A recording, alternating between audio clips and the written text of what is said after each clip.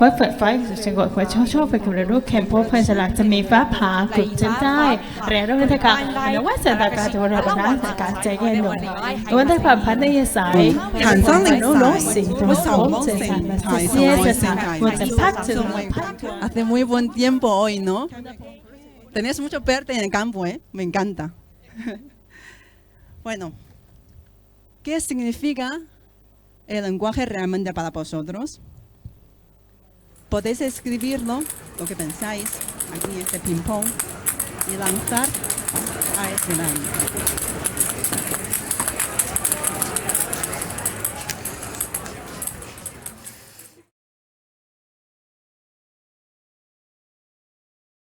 ¿Qué has dicho? Pareces rusa. ¿Vienes de cortar troncos? ¿De poner una bomba? La que no sabe español, la que no habla español.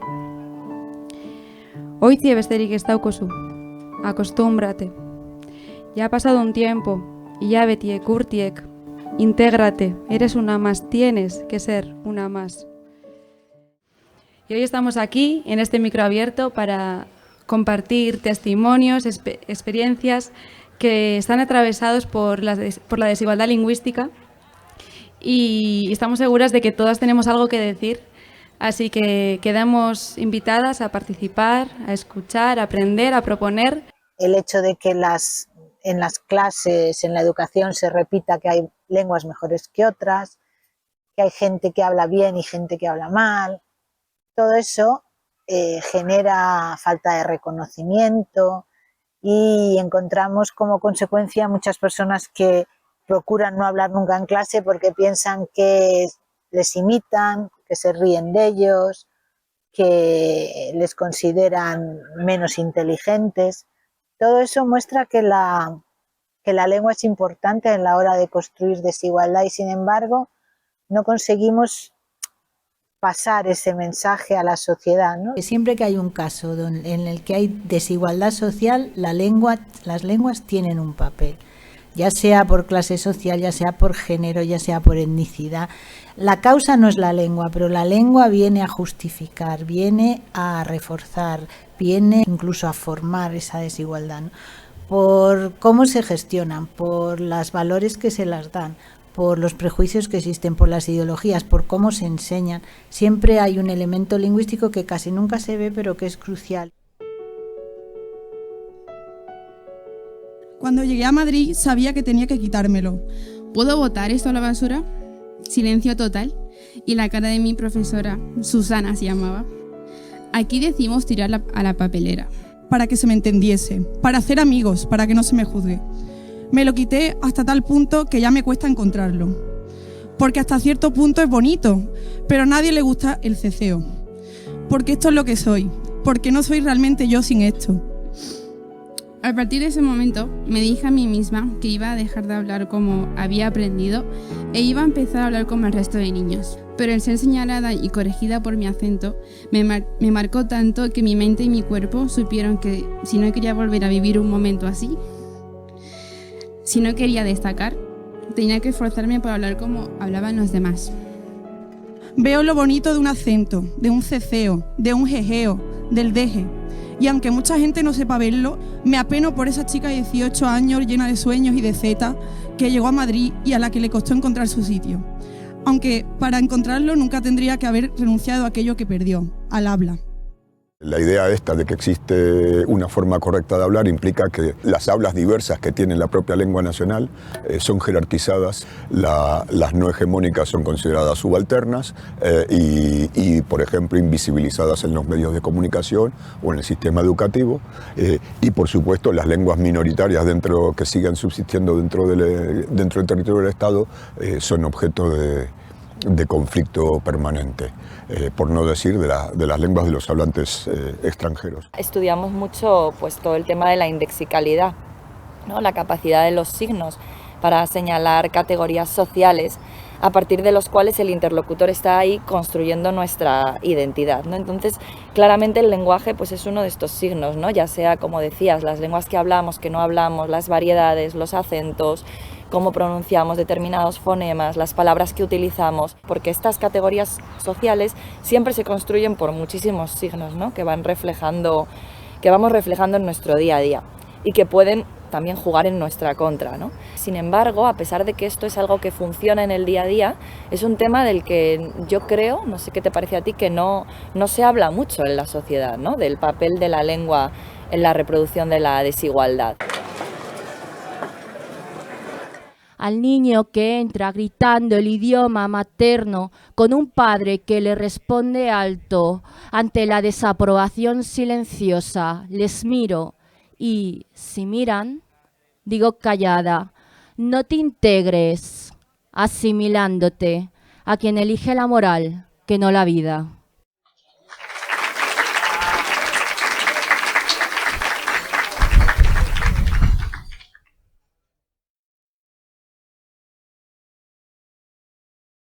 Non é por romantizar, pero acordaste de cando entramos na universidade? Como por primeira vez vimos que tiñamos que falar necesariamente castelán e cun acento único e moi determinado. Y yo creo que cuando pasas los límites políticos, administrativos de tu comunidad autónoma, te tienes que convertir en un sujeto monolingüe, ¿no? Entonces, yo creo que esto es algo que nos cuestionamos muy poco y que aun cuando no lo cuestionamos, pues lo reproducimos, ¿no? Porque lo tenemos súper interiorizado, al fin y al cabo, y hay muchas vigilancias y muchas violencias que nos mantienen en esta línea del buen comportamiento y del buen ciudadano, ¿no? Yo creo que esto refleja el modelo de país sobre el que se basa el Estado español, ¿no? Un Estado-nación centralizado con una única lengua en común y que puede tener otras lenguas pero relegadas, ¿no? A los márgenes. Mi familia es valenciana, entonces en casa pues hablamos valenciano, hablamos castellano, mezclamos las dos.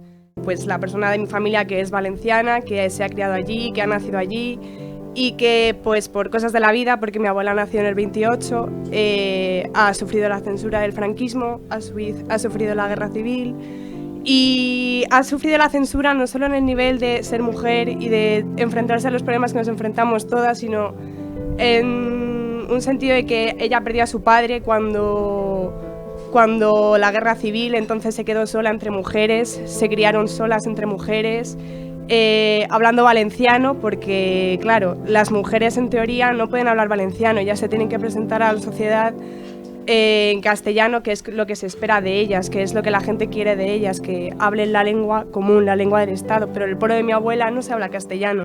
E creo que non é casual que as mulleres sesamos por unha banda que estamos máis vixiladas lingüísticamente, non? Porque é unha vigilancia como mínimo dobre, non? Por falar linguas minorizadas e por mulleres, porque as ideoloxías lingüísticas son indisociables das ideoloxías patriarcais. E tamén que sesamos tan reivindicativas, creo que non é casual que ti e eu falemos tanto deses temas, porque tamén é unha cuestión de cuidados, as linguas son as persoas que as falan, e reivindicalas é unha maneira de exercer eses cuidados, non? Incluso a nivel nacional te dicen que para qué quieres hablarlo y realmente a mí me ha servido para darle un lugar a mi abuela en el que poder despedirse. Un sitio en el que ella pudiera decir adiós, la lengua que nació, la lengua que aprendió a reír, que aprendió a llorar. Quiero empezar con que levante la mano la gente a la que le han preguntado de dónde es alguna vez en su vida. En el último mes os lo han preguntado, levantad la mano también. Ayer estaba paseando así por la calle y de repente de la nada llega alguien y me dice ni hao, ¿no? ¿Cómo llega alguien en la calle y simplemente de verte caminar te dice ni hao? Creo que una pregunta más interesante es ¿a dónde vas? Pero no preguntan eso. Detrás de la pregunta de dónde eres hay un deseo de vigilancia. Es muéstrame tus papeles, pero con otro nombre, porque ya es una trampa la propia pregunta. Ahí está la lengua, ahí en el cuerpo, sin que tú hayas hablado, sin que tú hayas escrito. Esta propuesta, ¿no?, de trasladar nuestro punto de mira del hablante, ¿no?, que siempre estamos centrados en cómo habla la gente, a cómo escuchamos, ¿no?, cómo escuchamos realmente a las hablantes. teniendo en cuenta que igual que no existe una mirada desde ningún sitio, tampoco existe una forma de escuchar desde ningún sitio, porque siempre estamos escuchando a partir de estas ideologías, ¿no?, hegemónicas que influyen en nuestra percepción, que no hay que olvidar que tiene consecuencias muy graves para las personas, que no las hemos mencionado en la conversación, pero ya sea consecuencias psicológicas como cuestionamiento de la identidad, negación de la identidad o del origen, a consecuencias materiales, como puede ser incluso, pues no sé, acceder a un puesto de trabajo o al alquiler de una vivienda. Este poema que viene expresa la necesidad que tenemos todos de hablar, de decir continuamente. Quiero, debo, tengo que salir de aquí. Salir pronto por la puerta de atrás de las palabras. Salir de esta jaula de aire construida con barrotes de aire. Has insistido mucho en la raciolinguística, pero yo creo que los procesos que vemos también afectan a las personas que vienen del campo, y el proceso de vigilancia no es muy diferente. No es muy diferente, no dejan de ser técnicas de disciplinamiento a partir, ¿no?, de una coacción del hablante, digamos, subalterno en términos no solo étnicos, sino también de clase social, de género, de orientación, de quién es ciudadano o no de este país, quién tiene la condición plena, ¿no?, de hablante nativo o no, quién es el sujeto que reconoce que este hablante tiene la ciudadanía plena, ¿no?, en términos lingüísticos y políticos. El proyecto Equilinga, sobre todo, se ha basado en construir marcos, espacios de reflexión donde los propios estudiantes pudieran compartir estas experiencias que hayan surgido en el micro abierto, y a partir de esa reflexión también reflexionar sobre su propia identidad, reconstruir o recuperar historias familiares y proponer incluso acciones que sirvan para modificar esta situación y también una ciudadanía más inclusiva, es decir, una concepción de quiénes pertenecemos y quiénes no pertenecemos, o en qué medida pertenecemos con los mismos derechos de todas las participantes en la sociedad. Queremos, por un lado, conocer mejor qué papel tiene la lengua en esa construcción de la desigualdad social, y también pensar ya qué se puede hacer, no solo describir, sino actuar. Y esto solo se puede hacer con una metodología que es participativa, en la que las comunidades con las que trabajamos, por ejemplo aquí en la Comunidad de Madrid trabajamos con las universidades de Madrid y con universitarios y universitarias, cómo les podemos acompañar para entender mejor cuál es la situación de las lenguas y cómo influyen en sus situaciones sociales, para analizarlo y sobre todo también para proponer acciones para transformar. Y esto es importante que se haga con los investigadores acompañando, no diciendo lo que las personas tienen que hacer. Y es un trabajo de reflexión crítica y acción compartida. Por eso, hoy las estudiantes de Lenguas Modernas, Cultura y Comunicación y de Estudios de Asia y África presentarán los proyectos que han diseñado para abordar las situaciones de desigualdad que han detectado y en las que creen que es posible actuar y generar un cambio en pro de la integración y el multilingüismo. A continuación veremos el proyecto Diseño de una unidad didáctica para la ESO y nos lo presentan dos de sus creadoras, Martina Coraita y Sara Garrido. Importante que en la educación secundaria se puedan pensar críticamente la realidad, dado que consideramos que estas cuestiones afectan a la vida cotidiana de las personas y que sería más interesante que más gente acceda a estos saberes y que por lo tanto las competencias de lengua española dentro de la ESO, que sería la materia que está encargada de la reflexión sobre la lengua, debería hacerse cargo de el multilingüismo que hay en España, de la multiculturalidad que hay en España y de otras cuestiones como la glotofobia y el rasolingüismo, que son temas lingüísticos pero que hacen a la sociedad. Han sido un par de horas con muchas emociones que, como decíamos, pasan por el cuerpo y que no son cosas abstractas, sino que son cosas que vivimos en nuestro día a día. Hemos visto cómo actúa la desigualdad lingüística y entre todos hemos podido crear un espacio para escuchar las voces que muchas veces se silencian. Paraules d'amor, sencillas, eternas, no sabíem més, teníem 15 anys, no havíem tingut massa temps per aprendre'n.